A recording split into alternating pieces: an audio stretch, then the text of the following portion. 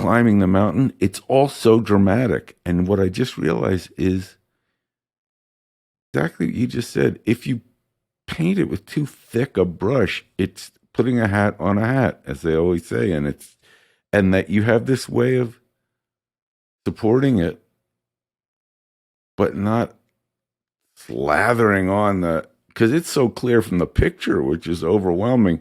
This is nuts. Whatever it Yeah. is, this is nuts. What's happening to these girls? What's happening to these victims? What's happening on this mountain? And it's a really interesting lesson in some ways, narratively, strangely enough, to learn how to hold back. But I also love the fact that you learned it by trial and error, because a lot of, you get USC students who spend 2 years figuring out their Pro Tools thing and how to click it out. And then you get people that really come to it organically. More often than not, people who come to it organically from making records and band stuff are kind of lost.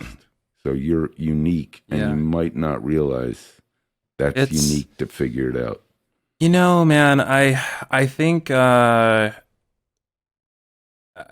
didn't have a traditional education in film music or music for that matter. I pretty much went straight from high school to the back of a van for years.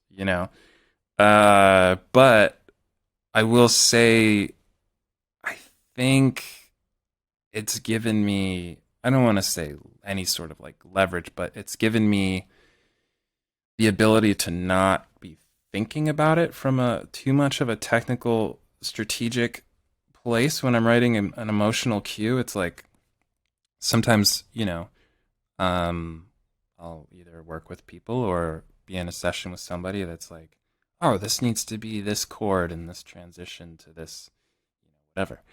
And I'm just like, why are you even thinking about that?